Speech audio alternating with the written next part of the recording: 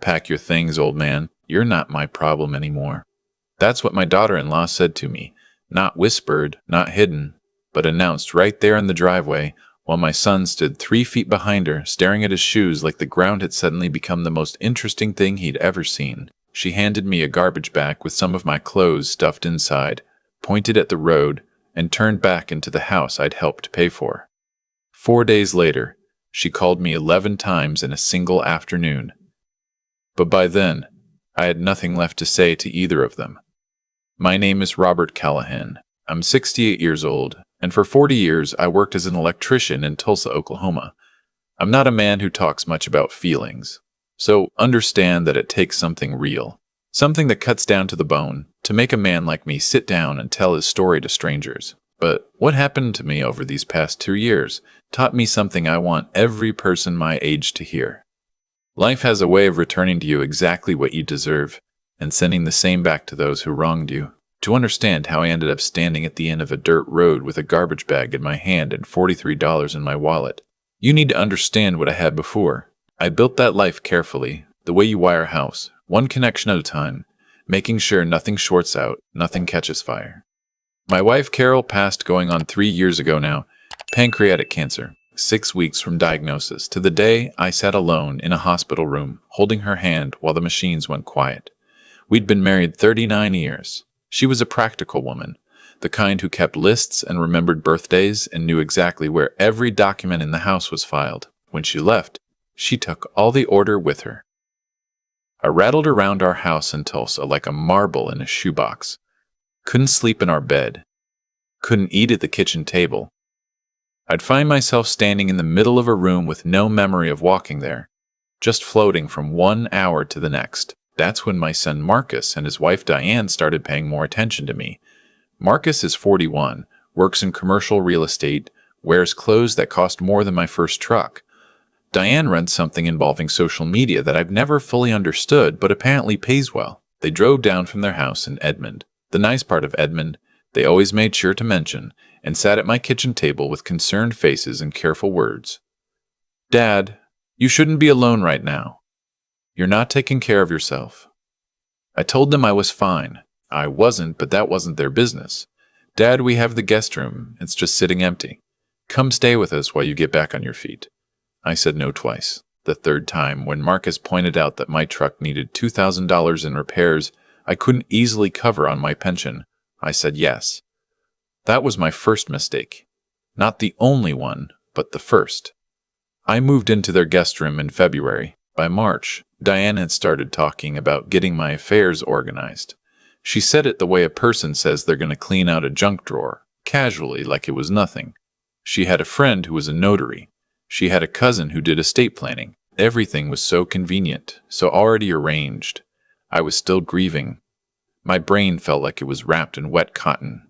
When she set papers in front of me at the kitchen table, always at the kitchen table, never in a formal setting, never with time to read, I signed where she pointed. I want to be clear about what I'm telling you so nobody misunderstands.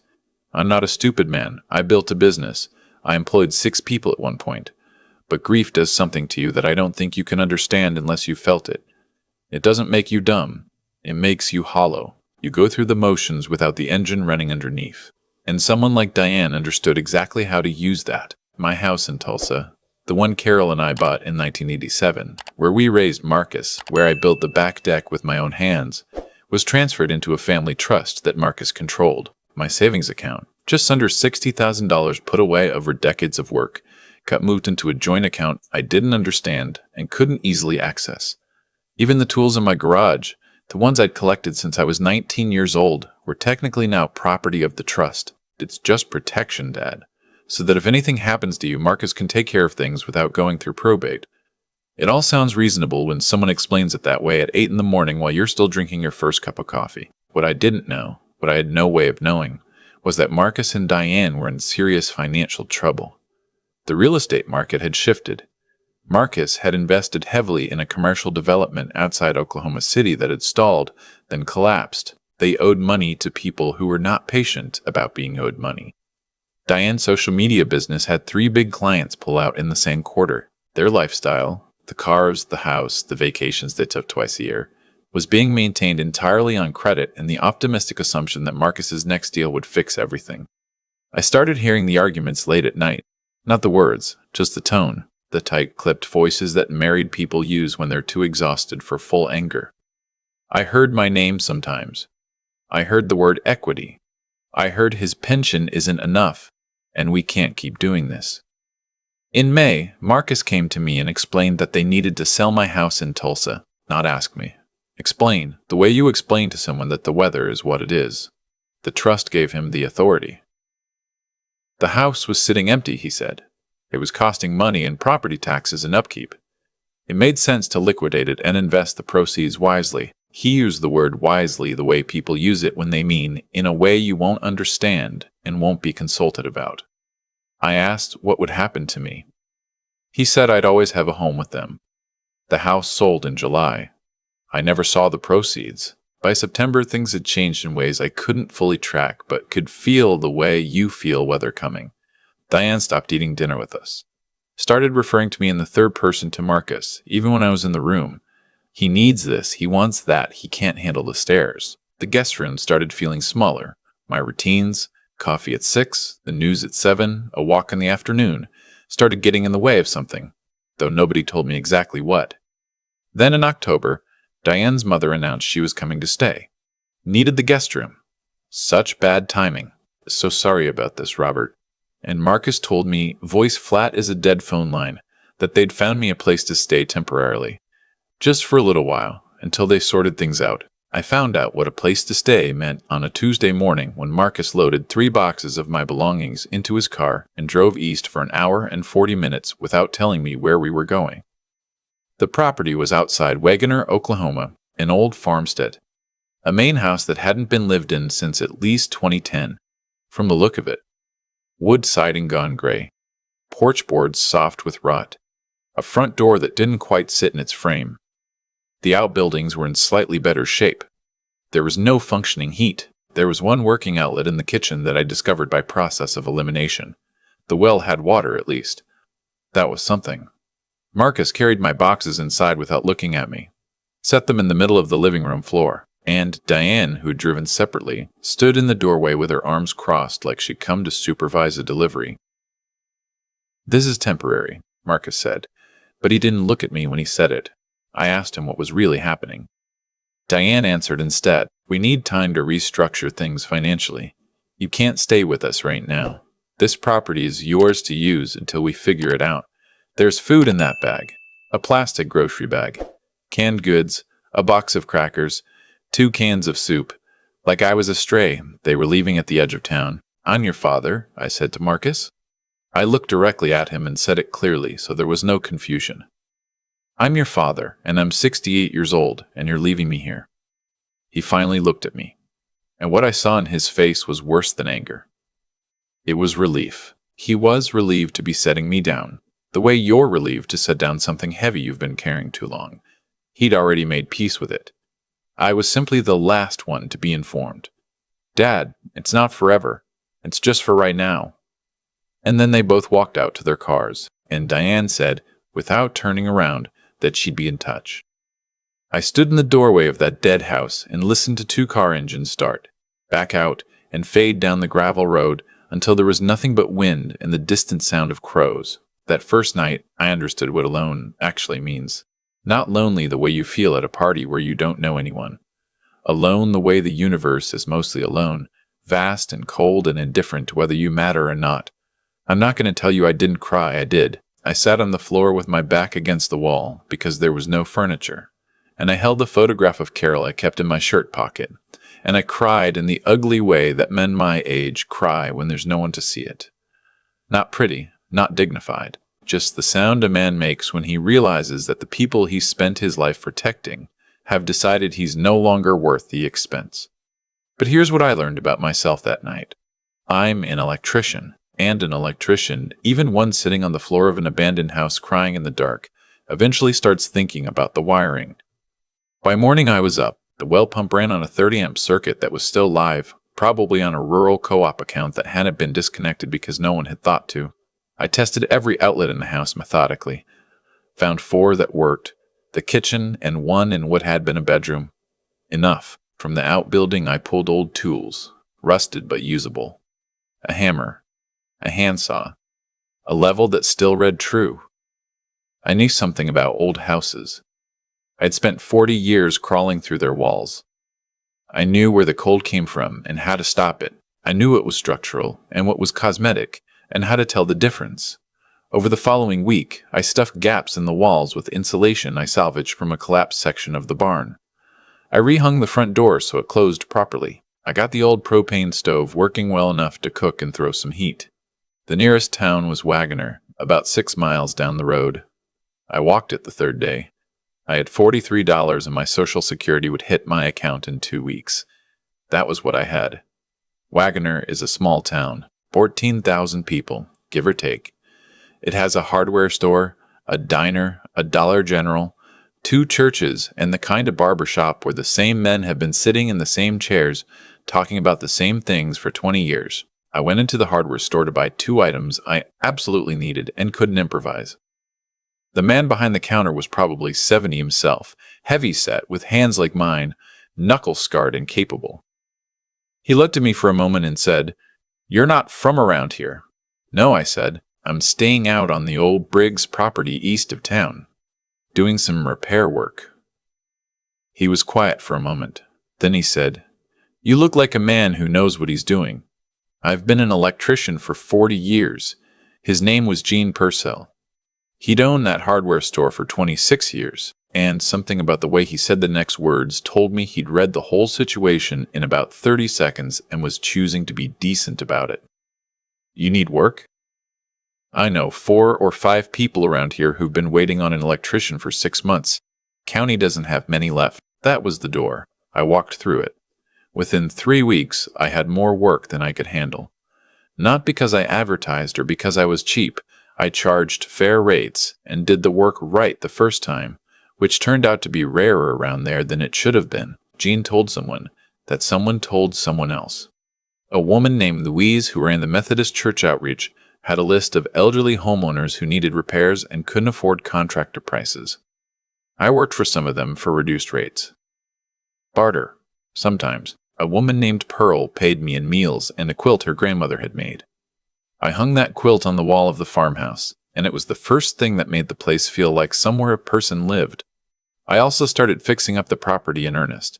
Not just making it livable, making it right. That's the difference between surviving and deciding you're staying. The porch boards came up and went back down properly.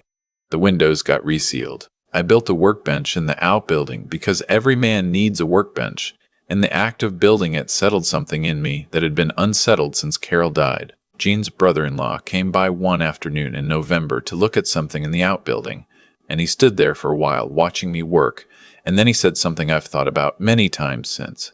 "You know this land hasn't been properly assessed in over 15 years. I told him I didn't own the land, that it was in a trust controlled by my son. He nodded slowly. "That may be worth looking into," he said. "There have been some changes around here." I found out what he meant in stages, the way you find things out in small towns. A piece at a time. Never all at once. Wagoner County sits along the Verdigris River and edge of Fort Gibson Lake. In the past several years, as Oklahoma City sprawled and Tulsa suburbs pushed further out, the area had begun attracting attention from developers. Not in a dramatic way. Not yet. But the way a pot starts to change before it boils. A few waterfront properties had sold for prices that surprised people. A small marina had been bought and expanded. There was talk of a resort development on the east side of the lake. The Briggs property, my property, the one I was living on, sat on 18 acres that backed up to a tributary creek feeding into the Verdigris. It had river frontage. Not much, but enough. And a surveyor who came out to look at a neighboring parcel walked over to introduce himself and spent 45 minutes on my land instead, very quietly measuring things and looking at the tree lines and asking questions he pretended were casual. I called Gene's brother-in-law that evening. He was a county assessor. His name was Dale, and what Dale told me, carefully and without making any promises, was that based on current comparable sales and the creek frontage and the acreage, the property I was living on had likely appreciated to somewhere between $280,000 and $340,000, and that was before any developer interest. I sat with that number for a long time. Then I called an attorney in Tulsa named Patricia Okafor, whose name Gene had given me weeks earlier when I'd first told him the general shape of what had happened. I had been putting it off because I was afraid of what she'd tell me. I called her now because I was more afraid of not knowing. She reviewed the trust documents over 3 days. When she called me back, her voice was careful in the way that attorney voices get careful when they've found something significant. "Mr. Callahan," she said, "these documents have problems. The trust was improperly formed. Specifically, the transfer of your primary residence required your signature under independent legal counsel and a mandatory review period under Oklahoma law. Neither happened. Additionally, the joint account transfer shows a signature that appears inconsistent with your other documented signatures on file. I'd want a handwriting analysis to confirm, but I think you understand what I'm suggesting." I understood what she was suggesting. She continued, "The short version is that your son does not have legal authority over these assets that he believes he has. If you choose to challenge this, I believe you have a strong case." The phone call started on a Wednesday. 11 from Diane, beginning at noon and ending around 10 that evening. I know because I looked at them the next morning. I'd turned my phone face down and gone to bed at 8 like I was 70 years old and had nothing to prove, which I was, and I didn't. Marcus called 4 times the following morning. Then Diane again. Then Marcus again. In the first 72 hours between the two of them, I counted 31 calls. I didn't answer any of them. Word had reached them somehow. Probably through the county assessor's office, which is a public record situation, or possibly through someone who'd seen Patricia Okafor's name associated with the property inquiry. Marcus and Diane were not stupid people. They were just people who had made a calculation and found out the calculation was wrong. On Saturday, Marcus drove out alone. No Diane. He looked like he hadn't slept since Wednesday. He was wearing a fleece and jeans, not his usual real estate clothes, and he sat in his car in my driveway for 5 minutes before getting out. I watched him from the workbench through the outbuilding window. I gave him the 5 minutes. Then I walked outside and stood on the porch I'd rebuilt with my own hands and waited. He came up to the bottom of the steps and stopped. He looked at the work I'd done on the place, the porch, the new window trim, the outbuilding with proper lighting now, and something moved through his face that I couldn't fully name. "Dad," he said. His voice came out wrong, too high, like a man trying to hold a door closed against pressure. "I need to talk to you." I crossed my arms and said nothing. "I know you're angry. I know what we did wasn't. I know how it looked." "How it looked," I said. He flinched. "How it was." "I know how it was. We were drowning, Dad. The Meridian project cost us everything. We were about to lose the house, Diane. We weren't thinking straight. I wasn't thinking straight. I told myself it was temporary, that I'd make it right. But you signed documents with my name on them that weren't properly mine to sign away," I said. "You took the house your mother and I bought together. You took the savings I spent 40 years building. And when I became inconvenient, you drove me out here and left me with a bag of canned goods."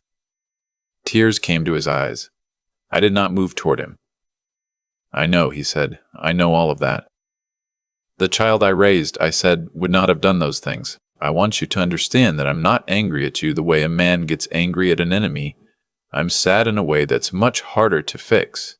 Because you were my son Marcus. I taught you how to use tools and how to treat people and what your word is worth. And somewhere that got lost. I don't know when and I don't know how, but it got lost." He was crying openly now, not trying to stop it. "Dad, please. I know I don't deserve it. But please, let me try to make this right. I'll sign whatever Patricia Okafor needs me to sign. I'll put everything back. I'll do whatever it takes." I looked at my son for a long time. I looked at the boy in there underneath the man who'd made terrible choices under pressure. I thought about Carol, who would have known exactly what to say to him. I thought about 41 years of a life I'd watched from the beginning. Then I said, "Patricia Okafor will be sending you documents Monday. You'll sign them. That's not forgiveness, Marcus. That's correction. Forgiveness is something different, and it doesn't come on your schedule. It comes on mine if it comes at all." He nodded. He wiped his face. He looked like he wanted to say more and understood he'd spent his words for the day. He walked back to his car. Before he got in, he stopped and said, without turning around, "The house looks good. You always built things right." I didn't answer that. I went back to the workbench, and I worked until it got dark. The documents were signed by the following Friday, Patricia O'Coffer was efficient and thorough. The property here in Wagoner reverted to my sole ownership. The Tulsa house, which Marcus had already sold, became a matter of financial restitution rather than physical recovery. The proceeds, minus the legal costs, came back to me in the form of Marcus liquidating accounts I hadn't known existed and working out a structured repayment for the rest. It wasn't everything. Not exactly. Some things can't be fully recovered. But it was corrected. What I didn't do was sell the Wagoner property. Everyone expected me to. Patricia expected it. Dale, the assessor, expected it. Jean at the hardware store probably expected it. You find out a piece of land is worth $300,000 after you've been dumped there with $43 and a garbage bag of clothes. Most people would cash the check and move back to something comfortable. I thought about it. I sat on the porch I'd rebuilt on a cold December evening, and I thought about it seriously. And I realized I was already home. I'd spent 2 months making this place livable. I'd met Jean and Dale and Louise and Pearl and a retired school teacher named Howard who came by twice a week because Jean told him I played chess, which I do. I'd fixed wiring in 14 homes around Wagoner County. I'd become, without meaning to, someone this small community had use for, and I'd remembered something about myself that grief and dependence had made me forget. I'm a man who builds things. I'm a man whose work lasts. That's not nothing. That's actually everything. I hired a contractor, a young woman from Wagoner named Sandra who had her own small crew, to help me do the renovation properly. We rebuilt the place right, which is the only way I know how to do anything. Proper insulation, new windows, a heating system that worked, a kitchen that functioned like a kitchen. I kept the workbench. I added a second one. The creek frontage attracted a developer inquiry 6 months later. A company out of Tulsa looking at lakeside parcels for a small resort project. I had 3 conversations with them and then declined. Not because the money wasn't interesting, because they wanted the creek land, and I'd come to think of the creek as mine in a way that had nothing to do with documents. On winter mornings, when the water was low and clear, you could see straight to the bottom. Turtles. Crawdads. The tracks of things that came to drink at night. Carol would have liked it. That was reason enough to keep it. I still do electrical work around the county, not because I need to, though it helps. Because I'm a man who needs to work, and work that helps people is the only kind that's ever satisfied me. Pearl makes me a meal twice a month. Howard loses at chess and pretends it was closer than it was. Jean refers me to everyone who comes into the hardware store asking about electrical work, which is a steady stream, because good electricians are apparently rare everywhere now. Marcus and I talk on the phone sometimes. Not often. Not the way a father and son should talk, but more than nothing, and more than I expected when I stood on that porch and watched him drive away in November. His marriage to Diane didn't survive. That I heard through the kind of secondhand news that finds you whether you want it or not. He's living in a smaller place in Edmond now, and apparently doing work he actually believes in. He sent a card at Christmas. I sent one back. We're in the early stages of building something new from the rubble of what we had. It's slow. It should be slow. Some things take as long as they take, but here's what I want to say before I finish, because this is the part that matters. I spent 68 years being necessary to other people. As an electrician, as a husband, as a father, always defined by the function I served. And when I stopped being convenient, when I became expensive rather than useful in the ways that Marcus and Diane understood, they discarded me. And I almost let that define me too. I almost believed the version of me that existed in their calculation. What this land gave me wasn't money. It gave me back my own accounting. My own ledger, where what I'm worth gets recorded by people who know the difference between a man and a line item. Jean knows it. Louise knows it. Pearl knows it. Howard knows it. Howard knows it, even though he'd rather talk about chess than feelings, which suits me fine. I'm not going to tell you things worked out perfectly. The house in Tulsa where Carol and I raised our son is someone else's house now. The years I spent trusting my own child with my life's work are years I can't get back. Grief made me vulnerable in ways I should have protected against, and I have to live with that. Some mornings, I do walk out to the creek and have the kind of conversation with Carol that you can only have in your head. And I tell her I wish she were here to see how it turned out, but I also tell her, We raised a son who's trying to find his way back. That's not nothing. And we built something together, she and I, over 39 years. A marriage, a home, a life that had genuine value, and that value didn't disappear when the documents got transferred. It lived in me. It lives in these hands. It lives in every house in Wagoner County where the wiring is solid and the lights come on when they're supposed to. If you're listening to this and you're my age or close to it, please hear me. Don't sign anything you haven't read. Don't let grief make decisions for you. Get a lawyer. Not because your family will necessarily betray you, but because your future self deserves the same protection you'd give a stranger. And if someone has already taken what's yours, if you're already standing at the end of that gravel road wondering how you got there, know that the road goes forward too. It always goes forward. I'm Robert Callahan. I'm 68 years old. I'm an electrician. And I'm exactly where I belong. If this story meant something to you, I'd be grateful if you'd subscribe to this channel and leave a comment letting me know what city you're watching from. Every one of you listening out there, you're not alone. Real stories from real people get shared here. Maybe yours is next.